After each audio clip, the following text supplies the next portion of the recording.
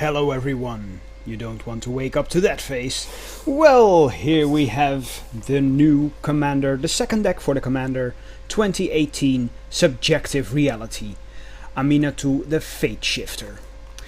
So yeah, this is the top deck matter deck, white, blue and black. Let me open it up.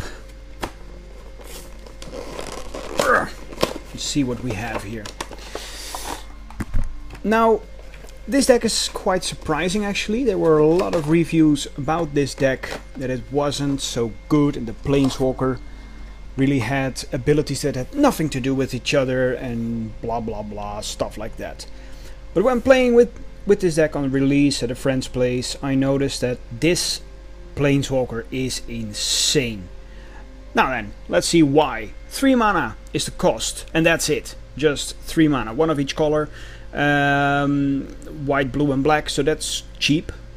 Starts off with 3 loyalty and her +1 ability. Draw a card, then put a card from your hand on top of your library. She is a Fate Shifter, so yeah, that makes sense. You can decide what you draw or what goes on top. -1, exile another target permanent you own, then return it to the battlefield under your control. Now I haven't used this ability in the game. I did use the +1 ability a lot. And then I actually use her ultimate. Choose left or right. Each player gains control of all non-land permanents other than Amina 2, the Fate Shifter, controlled by the next player in the chosen direction. Now then, I was playing 1 versus 1, so well, yeah, you can imagine that. I only had 1 permanent besides Amina 2, and my opponent had a bunch of artifacts, a whole board full of stuff. So I just yeah, switched it around, and then alright, I used the second ability only 1 time to get my permanent back. So yeah, that's this Planeswalker. It really surprised me, and I will play again tonight with this deck, but then multiplayer. Let's see how that goes. Oh, I love it. And the art is just so freaky.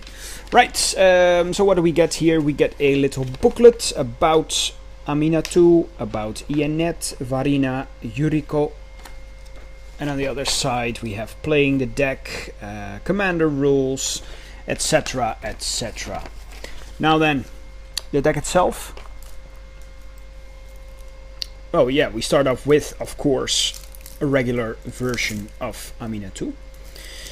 Regular size, that is, or else you cannot really play with it, can you? The second choice commander would be Varina, the Lich King, Lich Queen. Been playing too much World of Warcraft lately, so yeah.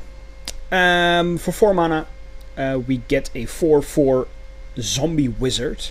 And whenever you attack with 1 or more zombies, draw that many cards, then discard that many cards, you gain that much life. For 2, exile 2 cards from your graveyard, create a tapped 2/2 black zombie creature token. Now, this is fun. I don't think we have ever seen an actual zombie commander in these colors, so that's pretty cool. Right, then we have Ienet, the Crypt Sovereign, for 5. We get a 3/5 flying, vigilance, menace. Whenever Ienet Crypt Sovereign attacks, reveal the top card of your library. If that card's converted mana cost is odd, you may cast it without paying its mana cost, otherwise draw a card. Now this card reminded me of Hearthstone, where they have been playing along the themes of odd and even. This is very fun. I like this. I like it a lot. Then we have a bunch of tokens. We have a lot of zombies, some manifest. And on the other side we have angels, shapeshifter, another more manifests. Right. Then we go to the deck itself, and I will only look at the cards that are new. So we have a Loyal Unicorn, which is 4 mana for a 3/4 vigilance with the ability Lieutenant. At the beginning of combat on your turn, if you control your commander, prevent all combat damage that would be dealt to creatures you control this turn. Other creatures you control gain vigilance until end of turn. Loyal Subordinate, for 3, we get a Menace, 3/1, also with Lieutenant. At the beginning of combat on your turn, If you control your commander, each opponent loses 3 life. Geode Golem, I love this card. For 5 mana we get a 5/3 trample artifact creature. Whenever it deals combat damage to a player, and it has trample, so odds are you're getting some damage through, you may cast your commander from the command zone without paying its mana cost. Wow, that is really... Oh, you still pay any additional costs. I didn't see that yesterday. Alright, so you do pay the extra costs. Well, doesn't matter. Banishing Stroke is an old card. Crypt Swap, reprinted. Light Forum, Return to Dust, very good card. Brainstorm, very nice. Uncommon. Cloud Form, Dream Cache, Muldrifter, nice. Ninja of the Deep Hours, Ponder. Portent, a reprint from Alliances, if I'm correct. Yeah. Predict, Sigil Starfish, Telling Time, at common now. Wow, used to be an uncommon back in Ravnica. Treasure Hunt, Esper Charm, Mortify, Azorius Signet, Commander Sphere, Crystal Ball, Dimir's Signet, Mindstone, Ors of Signet, Pilgrim's Eye, the Boreas Charger. Right, there's a new card as well. For 3 mana we get a 2/1 flying. When Boreas Charger leaves the battlefield, choose an opponent who controls more land than you. Search your library for a number of plains cards equal to the difference and reveal them. Put one of them onto the battlefield tapped and the rest into your hand. Then shuffle your library. Alright. Magus of the Balance, also new. It's a 2/2 for 2. With the ability that activates for 5 and tap. Sacrifice Magus of the Balance. Each player chooses a number of lands they control equal to the number of lands controlled by the player who controls the fewest. Then sacrifices the rest. Players discard cards and sacrifice creatures the same way. This is basically balance on a stick. But balance costs a 2, not 5. So I don't know. I'm not really a fan of this card. Sure, it's a great effect to have. And since balance is no longer an option for quite some years actually. Yeah. I don't know. I just think the cost is too steep. Amina 2's Augury. For 8, we get a sorcery. Exile the top 8 cards of your library. You may put a land card from among them onto the battlefield.